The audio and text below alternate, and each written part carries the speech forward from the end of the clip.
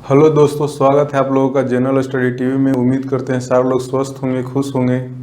तो चलिए शुरू करते हैं। आज हम लोग कल जो छूट गया था हम लोग का टॉपिक कर्नाटिक, तीसरा कर्नाटिक युद्ध, इसी को आगे पढ़ेंगे।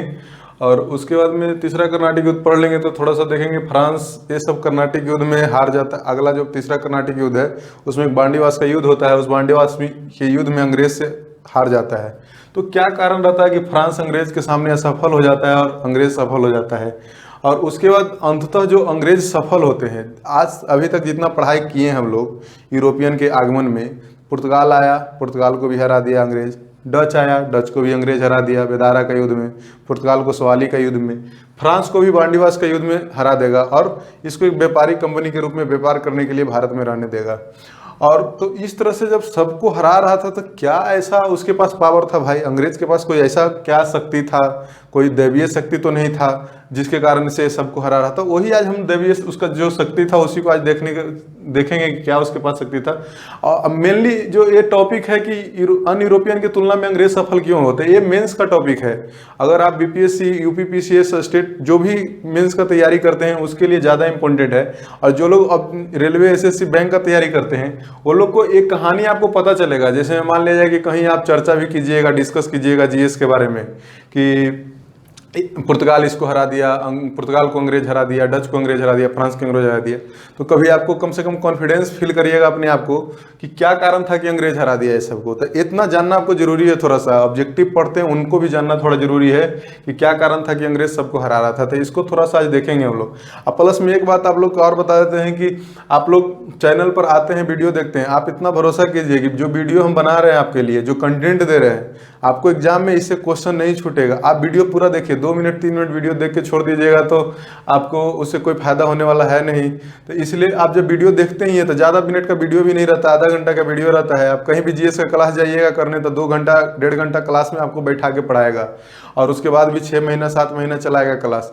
तो इस वजह से आप आधा घंटा हम आपको वीडियो बना के दे रहे हैं तो आधा घंटा आप पढ़िए और इसका नोट्स बना लीजिए। और उसके बाद आप जो आने वाला जो एग्ज़ाम है ना, उसको एग्ज़ाम में अगर आपको नहीं भरोसा हो रहा है, आपको लग रहा है कि नहीं क्या पढ़ाएगा, क्वेश्चन थोड़े लड़ेगा, तो जो एग्ज़ाम आ रहा है आने वाला, तो वो सब एग्ज़ाम में देखिएगा आपको क्वेश्चन डायरेक्ट यहाँ से मिलेगा।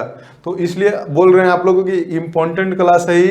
और आपको जो यहाँ कंटेंट मिल रहा है वो पूरा एग्जाम लेवल का कंटेंट मिल रहा है। ये कभी हल्का मत लीजिएगा कि 2 मिनट देखें मजाक के लिए, मजाक करने के लिए देख लेते हैं, चलो ठीक है यूट्यूब पर वीडियो अपलोड हुआ है तो मजाक करने के लिए नहीं देखिएगा, इसको पढ़िएगा। अगर इसको में हम मेहनत कर रहे हैं, आपको नोट्स बना के दे रहे हैं तो समझिए हम भी पढ़ते हैं तो आपको पढ़ाते हैं। तो इसको बढ़िया से आप पढ़िएगा, पढ़ा हुआ चीज़ है, हमको आपको समझा रहे हैं यहाँ, तो ये सब एग्जाम में आएगा, आपको काम आएगा।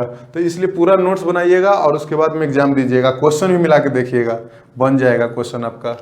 तो इसलिए अब देखिए, अब आगे बढ़ते हैं हम लोग। तीसरा कर्नाटक युद्ध कल वहां से पढ़ना है हमको, तो तीसरा कर्नाटक युद्ध देखते हैं। तीसरा कर्नाटक युद्ध क्यों हुआ था, कारण क्या था तीसरा कर्नाटक युद्ध होने का? तो देखिए, अंग्रेज और फ्रांस जो था ना युद्ध लड़ रहा था, 2 युद्ध लड़ चुका था। तो अंग्रेज और फ्रांस के बीच तीसरा कर्नाटक युद्ध भी एक हो जाता है।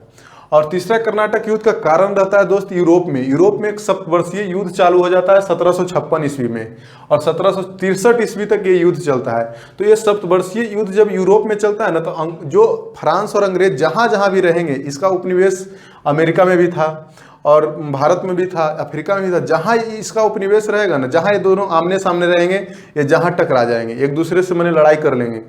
तो एक कारण इसको मिल गया, यूरोप में सतवर्षीय युद्ध हो रहा था दोनों के बीच। तो वही कारण से 1757 ईस्वी में चंद्रनगर एक जगह है, व्यापारिक केंद्र था फ्रांस का। आपको बताए थे 1673 ईस्वी में चंद्रनगर व्यापारिक केंद्र के रूप में स्थापित किया फ्रांस। उसी चंद्रनगर को रॉबर्ट क्लाइव जो अंग्रेज का सेनापति था उस पर कब्जा कर लेता है, चंद्रनगर पर।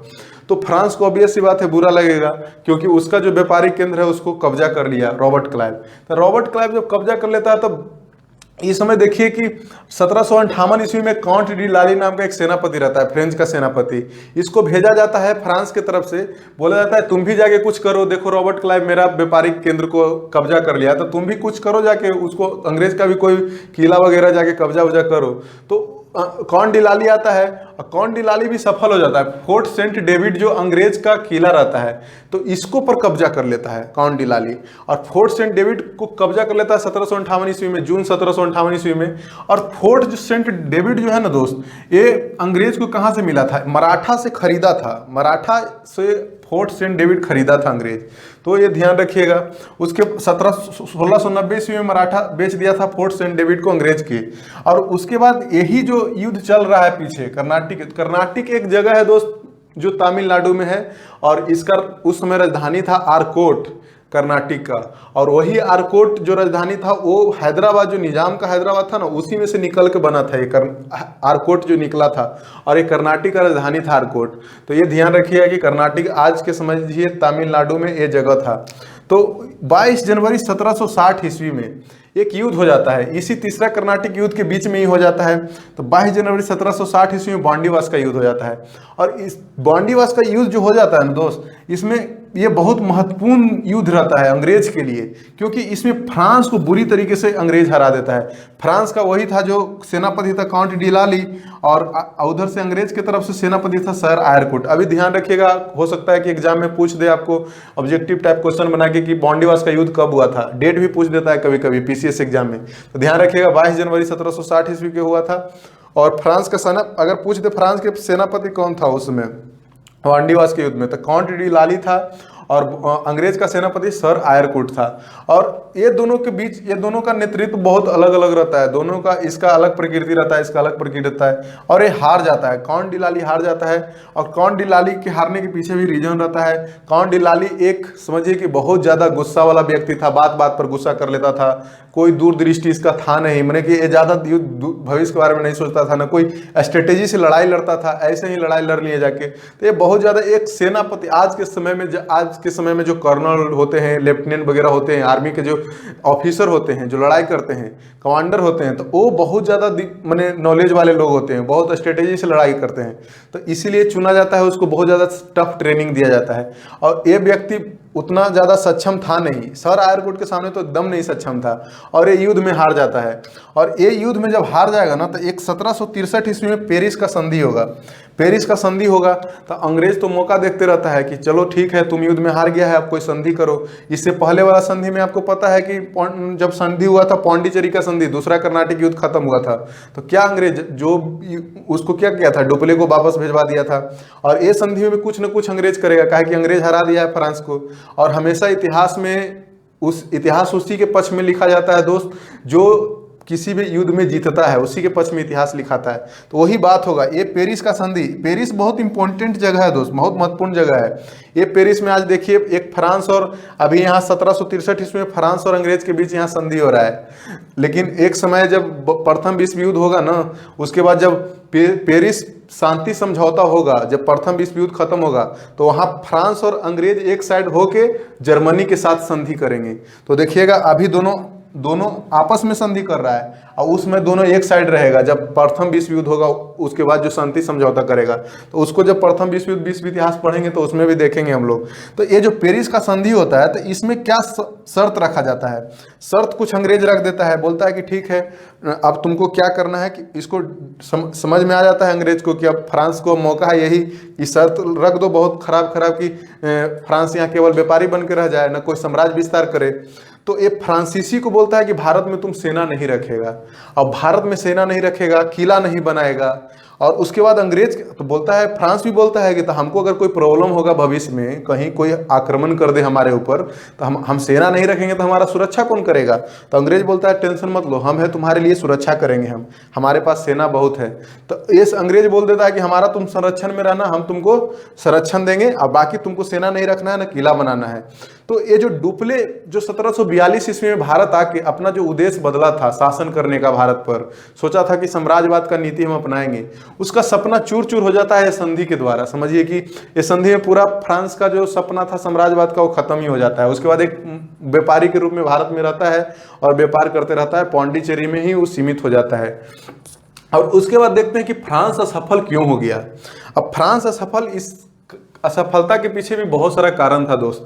अब कारण क्या था? पहला कारण तो देखिए कि अंग्रेज का व्यापारिक एवं आर्थिक मजबूती लिखा हुआ है। तो इसका मतलब हुआ कि व्यापार का जो अंग्रेज का जो व्यापारिक एवं आर्थिक मजबूती है, यानी कि जो अंग्रेज था अंग्रेज का जो ईस्ट इंडिया कंपनी था वो व्यापारिक रूप से बहुत मजबूत था, आर्थिक रूप से भी बहुत मजबूत था। कारण क्या था कि जब फ्रांस जो था ना, जब युद्ध लड़ता था, जैसे में युद्ध वगैरह फ्रांस लड़ने की कोशिश करता था, वो व्यापार पर से ध्यान हटा लेता था, वो केवल युद्ध पर ध्यान देता था। तो जब युद्ध पर ध्यान दे रहा था, अब व्यापार खत्म कर लिया, तो बताइए कि आपको पैसा का कमी एक समय में आके हो जाएगा। युद्ध लड़ते जाइएगा, युद्ध में बहुत सारा पैसा बर्बादी होता है, और व्यापार पर भी आप ध्यान नहीं दे रहे हैं, तो व्यापार पर ध्यान नहीं दे रहे हैं तो पैसा का ऐसे भी कमी होगा। तो अंग्रेज का क्या था, अंग्रेज बहुत दिमाग वाला व्यक्ति था। तो ये अंग्रेज सोचता था कि नहीं, हम युद्ध तो करेंगे एक साइड, लेकिन व्यापार भी ये नहीं छोड़ता था। व्यापार, इसको पता था कि व्यापार के वजह से ही हम आज युद्ध कर ले रहे हैं, पैसा है तब तो युद्ध कर रहे हैं। तो अंग्रेज व्यापार पर बहुत अच्छा पकड़ बनाए हुए रखता है, लेकिन फ्रांस लड़खड़ाता है, व्यापार को छोड़ देता है जब युद्ध करता है। तो ये दो चीज हैंडल नहीं कर पाता है। लेकिन मैंने थोड़ा सा कम व्यापार करता है, लेकिन अंग्रेज अच्छा खासा व्यापार युद्ध के समय भी करते रहता है। तो यही कारण पहला होता है कि अंग्रेज का व्यापारिक एवं आर्थिक मजबूती जो पहला कारण बनता है, जे कारण से अंग्रेज जीत जाता है फ्रांस से। और दूसरा कारण दोस्त, कंपनी का स्वरूप। तो कंपनी के स्वरूप में देखेंगे कंपनी का प्रकृति। तो अंग्रेज का कंपनी आपको हम बताए हैं कि ईस्ट इंडिया कंपनी था, एक प्राइवेट कंपनी था। तो प्राइवेट कंपनी में जो व्यक्ति होता है वो हमेशा एक्टिव रूप से काम करता है। आज मान लीजिए कि, और फ्रांस का जो कंपनी था आपको बताए थे, राजा बनाया था, कॉलवर्ट के कहने पर बनाया था, लुई 14वां। तो वो सरकारी कंपनी था, उसमें लगभग 60% से ज्यादा शेयर जो था सरकार का था। लेकिन ये जो अंग्रेज का जो कंपनी था पूरे तरीके से प्राइवेट कंपनी था। तो प्राइवेट कंपनी, आज एग्जांपल आपको बताते हैं करंट में। देखिए सरकारी नौकरी में भी लोग आजकल बहुत माने आलस सोचते हैं, सरकारी नौकरी हो गया तो कोई काम नहीं करना है, तो समझ रहे हैं ना। तो आलसी टाइप का काम करने वाले लोग रहते हैं, माने लोग नहीं रहते हैं, जैसे में बन जाते हैं, सोचते हैं कि कोई काम नहीं है, सरकार का काम है तो कोई काम नहीं है। लेकिन ऐसा नहीं होना चाहिए। अगर सरकार का काम कोई काम नहीं है तो आज देख रहे हैं एयर इंडिया बिक रहा है, और रेलवे जब प्राइवेटाइज हो रहा है तो आप प्रोटेस्ट कर रहे हैं कि रेलवे को प्राइवेटाइज कर रहा है, प्राइवेटाइज कर रहा है। तो इस पर ध्यान देना है हम लोग को खुद भी, कि सरकार में भी जा रहे हैं तो ये टेंशन, ये सोच के जाइए कि हम काम करने जा रहे हैं। और उसी तरह से आप प्राइवेट नौकरियां भी कर लीजिए, कहीं प्राइवेट बॉस रहेगा, अगर उसके पास आप काम नहीं करिएगा दूसरा दिन निकाल देगा। तो इसीलिए कंपनी का जो स्वरूप बहुत मैटर करता है। जो अंग्रेज का कंपनी प्राइवेट रहता है तो वहाँ का कर्मचारी भी बहुत ज़्यादा एक्टिव रहता है। फ्रांस का कंपनी सरकारी रहता है तो उसका कर्मचारी भी थोड़ा सा लेथार्जिक रहता है। तो ये भी कारण हो जाता है फ्रांस के सफलता के पीछे का। और आगे देखिए अंग्रेज का बंगाल पर विजय। आप 1760 ईस्वी में हरा रहा है फ्रांस को अंग्रेज। तो आप इससे पहले 3 साल चले जाइए तो 1757 समय आएगा। तो 1757 में हम लोग अभी पढ़े नहीं है, लेकिन प्लासी का युद्ध होता है, और वो प्लासी का युद्ध में अंग्रेज जीत जाता है। इतना जान जाइए, आगे बंगाल पढ़ेंगे तो उसमें प्लासी का युद्ध के बारे में पढ़ेंगे। तो अंग्रेज का कब्जा हो जाता है बंगाल पर 1757 ईस्वी में, जब युद्ध जीत जाता है। तो अंग्रेज को बहुत ज़्यादा राजस्व भी वहाँ से मिलने लगता है, पैसा वगैरह बंगाल से भी मिल जाता है। तो इसको बहुत अच्छा खासा सपोर्ट मिल जाता है इसको। आप मान लीजिए कि एक एग्जाम्पल बताते हैं कि फ्रांस का कहाँ बेस था। फ्रांस का केवल और केवल दक्षिण भारत में पौंडीचेरी ही एक स्ट्रॉन्ग बेस था।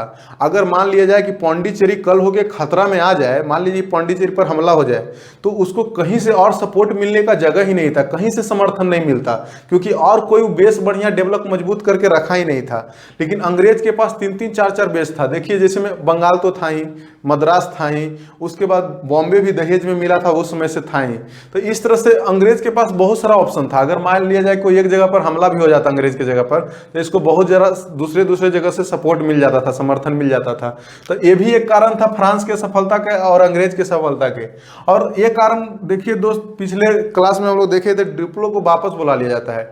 डुप्ले जो है ना, डुप्ले से बहुत अंग्रेज को परेशानी होता है। पता रहता है अंग्रेज को, अगर डुप्ले भविष्य में अगर भारत में रहा तो हो सकता है कि ये हमसे हमेशा लड़ाई करे, जीत भी जाए, कोई कुछ भी हो सकता था।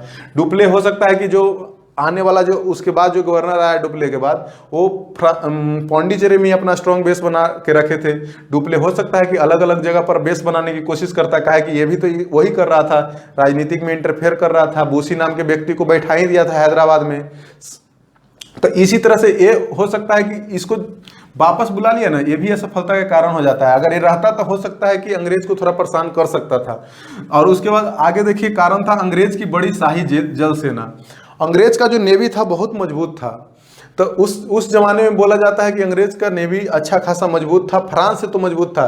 फ्रांस का आर्मी मजबूत था, लेकिन अंग्रेज का भी आर्मी मजबूत था, लेकिन अंग्रेज का जो जल सेना था ना, नेवी था, वो फ्रांस से बहुत ज़्यादा मजबूत था। तो इसलिए जो हिंद महासागर में जो फ्रांस का शिप है उस पर कब्जा कर देना, उस पर आक्रमण कर देना, तो ये सब में अंग्रेज हमेशा जीत जाता था फ्रांस से। तो ये भी एक कारण था फ्रांस की असफलता का। और उसके बाद ये सब कारण था, 4-5 पॉइंट था, आप ध्यान रखिएगा कि फ्रांस क्यों असफल हो गया, ध्यान में रखिएगा। और उसके बाद प्लस में मोटिवेशन भी मिलता है। जैसे में अगर मान लिया है कि 1760 में हम बॉन्डीवास का युद्ध लड़ रहे हैं, तो यहाँ मोटिवेशन भी मिलता है पीछे से। मान लिया कि 1757 में हम प्लासी का युद्ध लड़ के आए हैं, जीत गए हैं, तो हो सकता है इसमें थोड़ा सा मोटिवेशन काम करेगा ही। आप मान लीजिए कि आप एग्जाम्पल लीजिए कि अभी आप कोई एग्जाम दिए हैं और एग्जाम में आप सफल हो जाइए, और उसके बाद आपको आगे वाला जो एग्जाम होगा ना, वो हो सकता है कि सफल होने का चांस बढ़ जाता है, क्योंकि थोड़ा सा मोटिवेशन यहाँ मिलता है, लगता है कि नहीं हमारे अंदर कुछ कैपेबिलिटी है, हम उसमें भी अच्छा कर सकते हैं। तो ये जो पॉजिटिव आपके दिमाग में एटीट्यूड जो आता है ना, पॉजिटिव एटीट्यूड, ये बहुत काम करता है। तो ये भी था अंग्रेज के पास। और देखिए अन यूरोपीय कंपनी में 2 कंपनी देखे थे, कभी कभी ऑब्जेक्टिव आपको बना के पूछ देगा ऑब्जेक्टिव, जिसमें डेनमार्क है। तो डेनमार्क अपना कंपनी बनाया था 1616 ईस्वी में। वो अपना पहला फैक्ट्री 1620 ईस्वी में तंजौर एक जगह है तमिलनाडु में, वहां स्थापित करता है। कभी कभी सवाल पूछ देगा आपको ऑब्जेक्टिव बना के कि डेनमार्क अपना पहला फैक्ट्री कहाँ खोला था, तो ध्यान रखिएगा तंजौर में खोला था। उसके बाद में ये अपना एक फैक्ट्री सोरमपुर कलकत्ता के निकट भी खोलता है 1755 ईस्वी में। लेकिन भविष्य में जाके आगे चल के वो जो कलकत्ता के पास जो अपना व्यापारिक केंद्र स्थापित करता है डेनमार्क, वो अंग्रेज के हाथों बेच देता है और ये अपना बढ़िया बिस्तर लेके घर चला जाता है। तो इस तरह से डेनमार्क के बारे में इतना याद रखिएगा पॉइंट, पहला फैक्ट्री कहाँ खोला था, तंजौर में खोला था। उसके बाद स्वीडिश के बारे में एक पॉइंट याद रखिएगा कि अंतिम में भारत आने वाला ये यूरोपीय शक्तियाँ था। अगर मान लिया जाए कि आपको क्वेश्चन पूछा जाए कि भारत में सबसे अंतिम में आने वाला यूरोपीय शक्तियाँ कौन था, उसमें ऑप्शन रहे अंग्रेज, फ्रांस, डच और स्वीडिश रहे। तो आपको यहाँ स्वीडिश मारना है आंसर, कहा कि स्वीडिश सबसे लास्ट में है, फ्रेंच के बाद भी है। अगर क्वेश्चन रहे कि सबसे लास्ट में आने वाला यूरोपीय शक्तियाँ कौन है और ऑप्शन दे पुर्तगाल, डच, अंग्रेज, फ्रांस, तो यहाँ फ्रांस मारिएगा आंसर, कहा कि यहाँ स्वीडिश नहीं है ऑप्शन में। अगर स्वीडिश ऑप्शन में रहेगा तो स्वीडिश मारिएगा। तो इस तरह से हम लोग देख लिए। तो कंपनी खत्म हो गया यहाँ दोस्त, सारा कंपनी था, पुर्तगाल का कंपनी था, डच का कंपनी था, अंग्रेज का खुद का कंपनी था अपना, तो ये सब कंपनी था, फ्रांस का कंपनी था। तो सब कंपनी व्यापार करने आया, व्यापार भी किया, और अंग्रेज अपना व्यापारिक एक अधिकार जमाने के लिए, साम्राज्यवाद करने के लिए सबको एक एक करके हरा भी दिया। तो क्या उसके पास ऐसा दैवीय शक्ति था अंग्रेज के पास कि ये सबको हरा रहा था, सबसे जीत जा रहा था? तो वही जो उसके पास जो शक्ति था उसी को आज जानने की कोशिश करते हैं, देखते हैं कि अंग्रेज क्यों हरा देता है सबको एक एक करके। तो जो अन्य यूरोपियन शक्तियों की तुलना में अंग्रेज सफल क्यों हुए, उसके पीछे के कारण देखते हैं। तो उसमें पहला कारण है दोस्त, व्यापारिक कंपनी की संरचना एवं प्रकृति। व्यापारिक कंपनी की संरचना एवं प्रकृति। तो व्यापारिक कंपनी जो है ना, कंपनी का संरचना का मतलब हुआ कि कंपनी किस तरह से बना हुआ है और कंपनी का नेचर कैसा है, कंपनी सरकारी है कि प्राइवेट है। तो कंपनी का जो प्रकृति था, आपको पता है कि अंग्रेज के कंपनी का प्रकृति क्या था, प्राइवेट कंपनी था, ऑब्वियस सी बात है। संरचना देख लीजिए, कोई भी कंपनी बनता है तो कंपनी में जानते हैं, कोई भी अभी प्राइवेट, अभी मॉडर्न जमाना में भी ले लीजिएगा, आधुनिक समय में भी कंपनी बनता है तो कंपनी में होता है ऊपर बोर्ड ऑफ डायरेक्टर, उसके नीचे होता है शेयर होल्डर।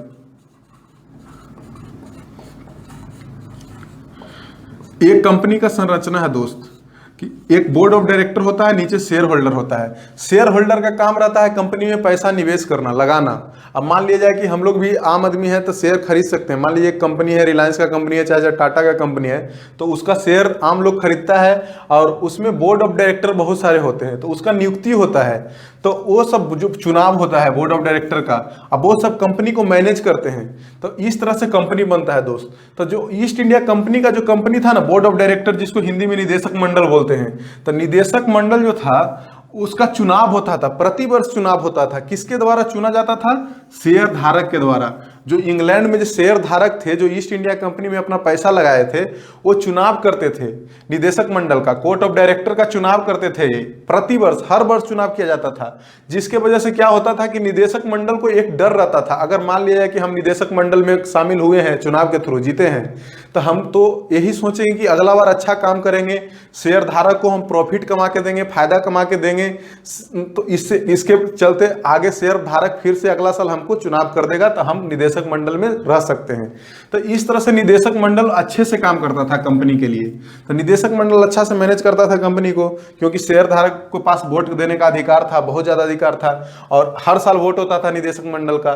तो यहाँ निदेशक मंडल में बहुत सारे मेंबर थे, 15 मेंबर 16 मेंबर मिलकर काम करते थे। तो ये सबका चुनाव होता था। तो चुनाव की वजह से ये लोग को डर लगा रहता था, इसलिए कंपनी के प्रति बहुत अच्छा से उत्तरदायी रहता था और कंपनी के लिए अच्छा से काम करता था। लेकिन फ्रांस का कंपनी देख लीजिए, चाहे पुर्तगाल का कंपनी देख लीजिए, उसका संरचना देखिए और प्रकृति देखिए। तो फ्रांस के कंपनी का प्रकृति था पहला कि वो सरकारी कंपनी था, और संरचना क्या था कि उसमें जो निदेशक मंडल होते थे ना और शेयर धारक, आप शेयर धारक में जाइए, शेयर धारक जो फ्रांस का कंपनी अगर ले लीजिए और पुर्तगाल का कंपनी, तो उसमें जो शेयर धारक था ना, उसमें 60% के लगभग तो सरकार का ही पैसा लगा हुआ था कंपनी में। तो वहाँ जो निदेशक मंडल है उसको नियुक्त कौन करेगा? सरकार करेगा नियुक्त। जब सरकार नियुक्त किया है तो सरकार इसको सैलरी दे के नियुक्त किया है, तो ये इतना एक्साइटेड नहीं रहेगा, इसका चुनाव उनाव नहीं होगा। एक बार नियुक्त कर दिया, सरकार के मन हुआ नियुक्त कर दिया तो नियुक्त कर दिया। तो इस तरह से जो निदेशक मंडल है उतना लापरवाह हो जाते हैं कंपनी के प्रति, उतना ज्यादा अच्छा से काम नहीं करते हैं। तो संरचना दोस्त और प्रकृति बहुत मायने रखता है कंपनी का। तो ये प्राइवेट था ना, प्राइवेट कम प्रकृति था इसका, संरचना भी इसका चुनाव के थ्रू निदेशक मंडल चुना जाता था, तो इसलिए सफल हो गया। एक कारण था, ईस्ट इंडिया कंपनी सफल इसलिए हुआ, और बाकी सब कंपनियां गिर गई इसीलिए क्योंकि सब सरकारी मैंने कंपनियां थी, और भी उसके अंदर बहुत सारा करप्शन हुआ सरकारी कंपनियों के अंदर। तो इस तरह से गिर गया। उसके बाद देखिए अगला पॉइंट क्या था, कारण था ब्रिटेन का शाही नौसेना। आपको अभी बताएं हम कि इसका जो नौसेना था, नेवी था, बहुत मजबूत था। ब्रिटेन का नौसेना बहुत तेज था, बहुत सशक्त था। समझिए कि उसका नौसेना जो था ना ब्रिटेन, ये अपना जो नौसेना को मजबूती दिया था पुर्तगाल के समय से। पुर्तगाल, आपको पता है कि पुर्तगाल शुरुआत में अपना नेवी पर काम करना शुरू कर देता है, और वो नेवी के through blue water policy, cottage पत्ती और फितरिया पत्ती लागू करता है। तो उसी से सीखता है ब्रिटेन। ब्रिटेन सीखता है पुर्तगाल से, और सीख के अपना नेवी को और मजबूत करता है, तकनीकी रूप से और अपग्रेड करता है, और टेक्नोलॉजी रूप से बढ़ाता है ब्रिटेन, और उससे भी मजबूत कर लेता है। और उसके बाद खुद देखिए ब्रिटेन उसी से सीखा पुर्तगाल। ब्रिटेन का शाही नौसेना देख लिए कि तीव्र और सशक्त है, ये पुर्तगाल से ही सीखा, पुर्तगाल को ही हरा दिया सवाली के युद्ध में नौसेना के थ्रू भी। और उसके बाद देखिए फ्रांस को भी हरा ही दिया है। तो इसका नौसेना बहुत पावरफुल था, ब्रिटेन को बहुत मदद देता है, ब्रिटेन का जो शाही नौसेना था। तो इस तरह से कभी भी जीवन में देखिए, इससे पता यही चलता है, इससे सीख मिलता है। देखिए एक सीख मिलता है ब्रिटेन से।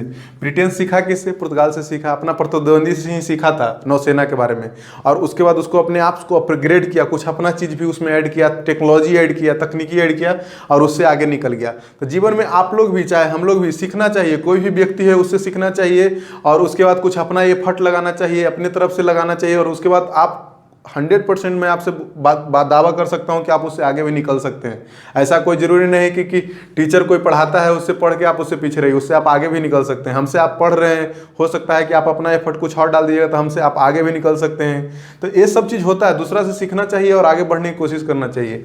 तो ये ब्रिटेन का जो शाही नौसेना था बहुत अच्छा काम करता है अंग्रेज को सफल होने में।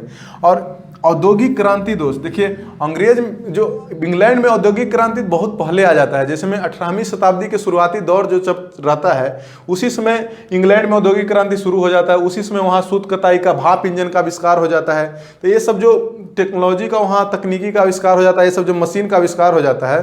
तो उसके बाद वहाँ बहुत सारा व्यापार उत्पादन होना शुरू हो जाता है, बहुत सारा बाजार खोज के व्यापार करना शुरू कर लेता है। तो बहुत सारा वो लोग पैसा कमा लेता है। और औद्योगिक क्रांति जब जहाँ बताइए इंडस्ट्रियल पहले इंडस्ट्री आएगा, बहुत ज़्यादा व्यापार हो जाएगा, तो पैसा में आगे ऐसे ही बढ़ जाएगा। और जो ये औद्योगिक क्रांति, ये सब जो देश थे, फ्रांस, पुर्तगाल, डच, स्पेन, ये सब में जाते जाते बहुत समय लग जाता है, लेट हो जाता है। तो ये भी एक कारण था कि अंग्रेज सफल हुआ उस समय 18वीं शताब्दी के आसपास। और उसके बाद सैन्य कौशल और अनुशासन के बारे में बात करते हैं। जैसे में सैन्य कौशल का मतलब होता है कि सेना कितना आपका नॉलेज वाला है, स्किल्ड कितना है, कितना अच्छे तरीके से वो लड़ाई लड़ सकता है, वार टैक्टिक्स कितना जानता है, स्ट्रेटेजी कितना जानता है युद्ध लड़ने का, किस मैंने प्लान किस तरह से बनाता है अपना युद्ध लड़ने का। तो ये सब सैन्य कौशल में आता है। अनुशासन का मतलब हुआ डिसिप्लिन, किस तरह से डिसिप्लिन में लड़ाई करता है, ऑर्गेनाइज तरीके से लड़ाई करता है, कि ऐसे ही विद्रोह टाइप की लड़ाई कर लेता है। तो वो आपको अंतर देखने के मिल ही गया था कौन डिलाली सर आयरकुट में। तो जो नेतृत्व था सैन्य कौशल में बहुत सारा अच्छे अच्छे सेना का नेतृत्व अंग्रेज को मिल जाता है, जैसे में रॉबर्ट क्लाइव वाटसन और उसके बाद में सर आयरकुट, ये सब जैसे व्यक्ति थे। तो ये सब ऐसा ऐसा सेनापति था जो बहुत अच्छा युद्ध रणनीति जानता था, बहुत अच्छा तरीका से युद्ध को प्लान करना जानता था, अच्छे तरीके से संगठित तरीके से युद्ध लड़ना जानता था। लेकिन वहीं देखिए जो फ्रांस का सेनापति है काउंट डिलाली, तो उसका जो उतना अच्छा नेतृत्व था नहीं। उससे पहले एक डुप्ले था तो उसका अच्छा नेतृत्व था, लेकिन वो ज़्यादा दिन भारत में रह ही नहीं पाया। तो ये काउंट डिलाली का नेतृत्व भी कमजोर था, और भी बहुत सारे थे जो अदूरदर्शी थे। ये तो ऐसा व्यक्ति था कि बात बात पर ही गुस्सा हो जाता था, तो क्या युद्ध लड़ेगा वो। तो इस तरह से सैन्य कौशल भी काम किया अंग्रेज के पक्ष में और अनुशासन भी काम किया। और उसके बाद देखिए एक दोस्त अस्थाई सरकार। अस्थाई सरकार का मतलब हुआ कि स्टेबिलिटी है, माने आपके पास जो आप जिस देश का कंपनी है और जो जहाँ का कंपनी है जिस देश का, वो देश में सरकार अस्थाई रूप से है कि नहीं है। अब मान लिया जाए कि एग्जांपल लीजिए फ्रांस का, तो फ्रांस में बताइए, फ्रांस का तो कंपनी भारत में आके व्यापार कर रहा है, लेकिन फ्रांस में क्या चल रहा है, राजा कंपनी बना के भारत में भेज दिया है कि जाओ व्यापार करो। लेकिन अपने वहाँ फ्रांस के क्रांति हो रहा है, 1789 में फ्रांस का क्रांति हो रहा है, देखे होंगे। और उससे पहले ही बहुत सारा आंदोलन होते रहता है, 1760 के आसपास, 1740-50 के आसपास फ्रांस में बहुत बड़ा बड़ा आंदोलन होते रहता है। और उसके बाद में फिर नेपोलियन आता है तो थोड़ा सा आशा जगता है कि चलो नेपोलियन है तो कुछ अलग कर देगा, जो हमारा जो 1760 में बॉन्डिवास का युद्ध में हमको जो अंग्रेज हरा दिया है उसका बदला ले लेगा नेपोलियन। इसको लगता है, फ्रांस को लगता है ऐसा, क्योंकि नेपोलियन बार बार यही स्टेटमेंट दे रहा था, अंग्रेज को धमकी दे रहा था कि जो तुम्हारा बहुत बड़ा उपनिवेश है भारत, उस पर हम एक दिन जरूर हमला करेंगे। तो इसलिए नेपोलियन से थोड़ा सा आशा रहता है फ्रांस लोगों का। लेकिन जब नेपोलियन 25 साल का युद्ध लड़ता है, नेपोलियन के बारे में एक कहानी बोला जाता है दोस्त कि नेपोलियन फ्रांस के क्रांति का जनक था, मैंने फ्रांस की क्रांति वही शुरू किया था। और इसलिए शुरू किया था कि वो आधुनिक राज्य का तत्व लाना चाहता था, फ्रांस में लोकतंत्र स्थापित करना चाहता था, उसके बाद में समानता स्थापित करना चाहता था, भाईचारा लाना चाहता था, उसके बाद में ये सब चीज़ आधुनिक राज्य के तत्व वहाँ स्थापित करना चाहता था। लेकिन क्या होता है, उसको लोभ हो जाता है। जब वो वहाँ का जो राजा को हटा देता है गद्दी पर से, तो नेपोलियन को खुद लोभ हो जाता है। उसको लगता है कि नहीं, वो अपने आप को डिक्लेयर करते हैं, जानते हैं क्या, कि मैं गणतंत्र का राजा हूं। तो गणतंत्र का राजा कितना, बताइए कि आप मैंने कैसा बात है। आप सोचिए गणतंत्र का राजा हो सकता है। गणतंत्र का मतलब ये होता है कि वहाँ जो व्यक्ति जो होगा, हेड होगा, और राज्य का जो हेड होगा, मुख्य व्यक्ति होगा, प्रमुख व्यक्ति होगा, वो चुनाव के द्वारा आएगा।